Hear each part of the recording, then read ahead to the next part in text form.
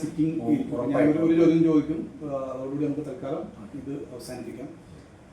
ഒരു സ്റ്റാർട്ട് ചെയ്തു അല്ലേ? ഓക്കെ. അപ്പോൾ ഇവിടെ നമ്മുടെ നാട്ടിൽ ഇഷ്ടംപോലെ ആശയങ്ങളുണ്ട്, അവസരങ്ങളുണ്ട്, ഒരുപാട് എക്സ്പ്ലോർ ചെയ്യാത്ത മേഖലകളുണ്ട്. ഓക്കെ. ഇതെല്ലാം ആളുകൾ ഇപ്പോൾ പലപ്പോഴും ചെയ്യുന്ന രീതി എന്താ വെച്ചാൽ, ആരെങ്കിലും എന്തെങ്കിലും ഒന്ന് ചെയ്യുന്നുണ്ടെങ്കിൽ അതിൻ്റെ അതേ സ്ട്രക്ചറിൽ അതേ രീതിയിൽ അതേപോലെ തന്നെ അതിന് കോപ്പി ചെയ്യുന്നൊരു ടെൻഡൻസിയാണ് പൊതുവേ ഉള്ളത്. പക്ഷെ അതൊന്നും കൂടാതെ തന്നെ നമ്മൾ കാണാത്ത, നമ്മളറിയാത്ത ഒരുപാട് മേഖലകളെ നമുക്കൊന്ന് ഡീപ്പായിട്ട് ചിന്തിച്ചു കഴിഞ്ഞാൽ നമുക്ക് ഇവിടെ കണ്ടെത്താൻ കഴിയും. അത്തരം മേഖലകളിൽ ഒരാളൊരു ആശയമായിട്ട് വരികയാണെങ്കിൽ അതിൽ എന്തെല്ലാം സ്റ്റെപ്പുകളാണ് അയാൾ ചെയ്യേണ്ടത് നിങ്ങളൊരു അഭിപ്രായത്തിൽ? നിങ്ങൾ പറഞ്ഞതാണ് അതിൻ്റെ ശരി. ഇപ്പോൾ ഒരാൾ തുടങ്ങിയ ബിസിനസ് സക്സസ് ആയത് കണ്ടിട്ട് അടുത്തത് തുടങ്ങുമ്പോൾ അൾട്ടിമേറ്റ്ലി എന്താവുന്നുണ്ട്, ഈ തുടങ്ങുന്ന ആൾക്കും അത് കിട്ടുന്നില്ല, പഴയ ആളുകളുടെ ബിസിനസ്സും പോയിക്കൊണ്ടായിരിക്കുന്നത്. അപ്പം നമുക്ക് മാക്സിമം അതിൻ്റെ വേറെ എന്തെങ്കിലും വെർഷനിൽ പുതിയതായിട്ട് ആളുകൾക്ക് എത്തിക്കാൻ പറ്റുന്ന സംരംഭങ്ങളോ തുടങ്ങുന്നത് രണ്ട് കൂട്ടർക്കും ഇത് ബെനിഫിറ്റ് ആവും. അങ്ങനെ അപ്പോൾ അതിന് മേഖല ഇപ്പം നമ്മൾ കുറേ ഓപ്പർച്യൂണിറ്റികളുണ്ട്. ഇപ്പോൾ നമ്മൾ പറഞ്ഞ മാതിരി ടെക്നോളജി നല്ലോണം ഇമ്പ്രൂവ് ആയിട്ടുണ്ട്, പിന്നെ സോഷ്യൽ മീഡിയ അങ്ങനത്തെ സംഭവങ്ങൾ, പിന്നെ ഈ ആളുകൾക്ക് ഇപ്പം നമ്മൾ സംഭവങ്ങൾ എത്തിക്കുന്ന രീതികൾ മാറിയിട്ടുണ്ട്. അപ്പോൾ പുതിയ ആശയങ്ങൾ, പുതിയ സംരംഭങ്ങൾ, പുതിയ ആശയങ്ങൾ മനസ്സിൽ കൊണ്ടുവന്ന് അത് ഇംപ്ലിമെൻറ്റ് ചെയ്യാനുള്ള സംഭവങ്ങൾ തുടങ്ങുകയാണെങ്കിൽ ജനങ്ങൾക്ക് അത് കുറേ ഉപകാരപ്പെടും. ഓക്കെ. അങ്ങനെ ഒരു ആശയമായിട്ട് ഒരാൾ വരികയാണെങ്കിൽ അതിൽ എന്തെല്ലാം ഒരു അതിൻ്റെ സ്റ്റെപ്പുകൾ എന്തൊക്കെയാണ്, എന്താണ്, എങ്ങനെയാണത്? അതായത് പുതിയ ആശയം വരികയാണെങ്കിൽ അത് നമുക്ക് എങ്ങനെ ഇംപ്ലിമെൻറ്റ് ചെയ്യാം, എങ്ങനെ സ്റ്റാർട്ട് ചെയ്യാം, എങ്ങനെ അതൊരു സ്ട്രാറ്റജിപരമായിട്ട് എങ്ങനെ കൊണ്ടുവരാം, ഒരു ബ്രാൻഡിങ് ആയിട്ട് എങ്ങനെ നടത്താം, അങ്ങനത്തെ കാര്യങ്ങളിൽ നമുക്ക് വിവിധ ആളുകൾ, ഇപ്പോൾ ഉദാഹരണത്തിന് ഇപ്പോൾ ഞാൻ പറയാം, ബ്രാൻഡിങ് ആണെങ്കിൽ നിങ്ങൾ തന്നെ ഉണ്ട്.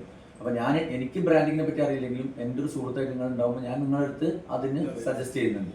അപ്പോൾ അതേമാതിരിയാണ് പറഞ്ഞത്, ഇത്ര മേഖലകൾ നമുക്ക് ബന്ധങ്ങളും ഇത്ര മേഖലകളിൽ നമുക്ക് ഇതുണ്ടെങ്കിൽ അവർക്ക് അതിൻ്റെ സ്റ്റാർട്ടിങ് മുതൽ അതിന് എൻഡിങ് വരെയുള്ള ഒരു സൊല്യൂഷൻ നമുക്ക് കൊടുക്കാൻ പറ്റും. അപ്പോൾ അത് നമ്മൾ മാത്രമല്ല, നമ്മൾ മറ്റുള്ളവരോടും കൂടെ കൺസൾട്ട് ചെയ്തിട്ടായിരിക്കും നമ്മൾ ആ സൊല്യൂഷൻ കൊടുക്കുന്നത്. അപ്പോൾ എൻ്റെ കൂടെയുള്ള സുഹൃത്തുക്കളെ കൺസൾട്ട് ചെയ്തിട്ട്, എല്ലാ മേഖലയിലും നമുക്ക് ആളുകളുള്ളതുകൊണ്ട് നമ്മൾ അത് കൺസൾട്ട് ചെയ്തിട്ട് അവർക്ക് സ്റ്റെപ്പ് ബൈ സ്റ്റെപ്പ് ഗൈഡ്, അതിനുള്ള സ്ട്രാറ്റജി, അതിനുള്ള ബിസിനസ് പ്ലാനുകൾ അതെല്ലാം ഒന്ന് അവർക്ക് എഡ്യൂക്കേറ്റ് ചെയ്തിട്ട് അവർക്ക് ആ മേഖലയിൽ ഒരു റിസർച്ചും കൂടെ നടത്തിയിട്ടായിരിക്കും. അതായത് ROI നോക്കണമല്ലോ, എന്തൊരു ബിസിനസ് തുടങ്ങണമെങ്കിൽ നമ്മൾ അതിൻ്റെ ഒരു ROI, റിട്ടേൺ ഓഫ് ഇൻവെസ്റ്റ്മെൻറ്റും കൂടി നോക്കണം. അപ്പോൾ അതിൻ്റെ ഒരു മേഖല അതിൻ്റെ ഉള്ള സ്പെഷ്യലിസ്റ്റ് ആളുകളായിട്ട് ചർച്ച ചെയ്തിട്ടും അതിനുള്ള ഒരു സപ്പോർട്ടും കൂടി നമുക്ക് കൊടുക്കാം.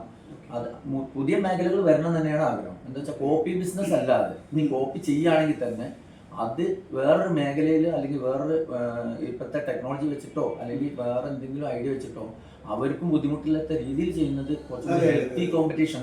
ബിസിനസ് എന്നുള്ളതിനപ്പുറം എങ്ങനെ ബിസിനസ് ചെയ്യണമെന്നുള്ളതാണ് നമുക്ക്. അപ്പോൾ അത് പലപ്പോഴും ഇന്നത്തെ ബിസിനസ്സുകൾക്കുള്ള പ്രശ്നം എന്താ വെച്ചാൽ, ബിസിനസ് ഇവിടെ ബേസിക് നീഡിനെ ബേസ് ചെയ്തിട്ടാണ് ഓരോ ബിസിനസ്സുകളും വരുന്നത്. ഇവിടെ ആളുകൾക്ക് ബേസിക് നീഡ് ഉണ്ട്, പല കാര്യങ്ങളുണ്ട്. പക്ഷെ ആളുകൾ ആ നീഡിനെ ഫുൾഫിൽ ചെയ്യുന്ന രീതിയാണ് മാറിയത്. അതെന്താ ഒരാൾ തുടങ്ങി ലാഭം കിട്ടി, നമുക്ക് അറിയാത്തൊരു ബിസിനസ് ആണ് ശ്രദ്ധിച്ചാടുന്നത്. അതായത് ഇപ്പൊ ഒരു ബേക്കറി തുടങ്ങി നല്ല ലാഭമാണെന്ന് കണ്ടു കഴിഞ്ഞാൽ ഉടനെ ബേക്കറി തുടങ്ങുന്നതിന് ബേക്കറിനെ പറ്റി ABC അറിയാത്ത ആൾ തുടങ്ങുമ്പോൾ അത് മിക്കവാറും അയാൾക്കും ഫെയിലിയർ ആവുക, മറ്റുള്ളവരുടെ ബിസിനസ്സും ഒരു ഡൗൺ ആവാനുള്ള സാധ്യതയുണ്ട്. അപ്പൊ എല്ലാ ബിസിനസിന്റെ പിന്നിലും ഒരു ബേസിക് നീഡ് ഉണ്ടാവും. ആ ബേസിക് നീഡ് ഇവിടെ നിലനിൽക്കുക തന്നെ ചെയ്യും. ടെക്സ്റ്റൈൽസ് മേഖലയിലാണെങ്കിൽ അത് ഒരു ബേസിക് നീഡാണ്. മനുഷ്യന് വസ്ത്രം, പാർപ്പിടം, ഇതെല്ലാം ബേസിക് നീഡുകളാണ്.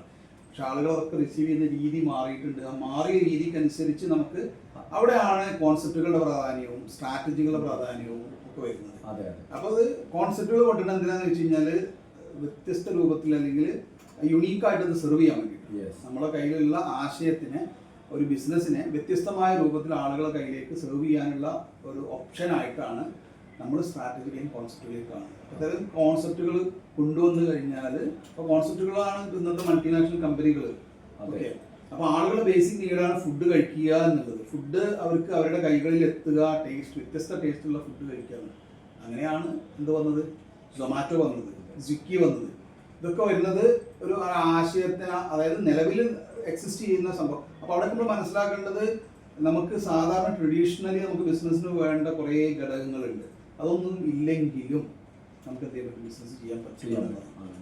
അപ്പോൾ അവരിപ്പോൾ ആ രീതിയിൽ ഇതിനെ അപ്രോച്ച് ചെയ്ത് കഴിഞ്ഞപ്പോൾ സ്വാഭാവികമായിട്ടും പല ആളുകൾക്കും അവരോടൊപ്പം ചേരേണ്ടി വന്നു. അതാണ് power of concept. അതെ, ഇപ്പൊ Power of strategy. പറഞ്ഞ മാതിരി സ്വിഗ്ഗി ഇതൊക്കെ പറഞ്ഞാൽ അവർക്കും ബിസിനസ് ഉണ്ട്, അവർ മറ്റുള്ള ഹോട്ടൽസിനും ആ ബിസിനസ് Business പോകുന്നില്ല. കൊടുക്കുകയാണ്. എന്ന് വെച്ചാൽ ആ ഹോട്ടലിൽ നിന്നാണ് അവർ എടുത്തിട്ട് സപ്ലൈ വരെ ചെയ്യുന്നത്. അതെ. അപ്പൊ അവരുടെ ബിസിനസ് പോകുന്നില്ല, അങ്ങനത്തെതാണ് വരുന്നത്. അതൊരു മൾട്ടി പെയിനുകൾ അവർ ഡീൽ ചെയ്യുന്നു എന്നുള്ളതാണ്. Yes. സൊസൈറ്റിയിൽ എക്സിസ്റ്റ് ചെയ്യുന്ന മൾട്ടി പെയിനുകളെ അവർ ഡീൽ ചെയ്യാൻ വേണ്ടിയിട്ട് അവർക്ക് കഴിയുന്നു എന്നുള്ളത് കൊണ്ടാണ് അവർ പെട്ടെന്ന് ഉണ്ടായത്. അപ്പൊ അതേപോലത്തെ ആശയങ്ങളാണ് യഥാർത്ഥത്തിൽ നമ്മൾ കൊണ്ടുവരേണ്ടത് എന്നുള്ളതാണ്. എക്സ്പ്ലോർഡ് ആയിട്ടുള്ള ഒരുപാട് ഏരിയാസ് ഉണ്ട്, സെഗ്മെന്റുകളുണ്ട്. ഒരുപക്ഷെ നീഡുകൾ ചിലപ്പം മനുഷ്യൻ ജനിച്ചത് മുതൽ ഇന്ന് വരെ ഒരേ നീഡുകൾ തന്നെ ആയിരിക്കും. എല്ലാവർക്കും പിന്നെ വായു വേണം, വെള്ളം വേണം, ഭക്ഷണം വേണം, വസ്ത്രം വേണം, പാർപ്പിടം വേണം, അതേപോലെ റെക്കഗ്നേഷൻ വേണം, അവരുടെ സെലിബ്രേഷൻ റിക്രിയേഷൻ വേണം. ഇങ്ങനെ കുറേ നീഡുകൾ, ബേസിക് നീഡുകൾ, ഇതിനെ ബേസ് ചെയ്തിട്ടാണ് ബിസിനസ്സുകളൊക്കെ വരുന്നത്. പക്ഷെ അതൊക്കെ വ്യത്യസ്ത രൂപത്തിലേക്കും വ്യത്യസ്ത ഭാവത്തിലേക്കും മാറ്റാൻ നമുക്ക് കഴിഞ്ഞു കഴിഞ്ഞാൽ സ്വാഭാവികമായിട്ടും നമുക്ക് എന്ത് ചെയ്യാൻ പറ്റും, മാർക്കറ്റിൽ നിലനിൽക്കാൻ പറ്റുന്നതാണ് ഞാൻ മനസ്സിലാക്കുന്നത്. ഓക്കെ, നമുക്ക് തൽക്കാലം ഇത് കൺക്ലൂഡ് ചെയ്യാം. നിങ്ങളോട് സംസാരിക്കാൻ വളരെ സന്തോഷമുണ്ട്.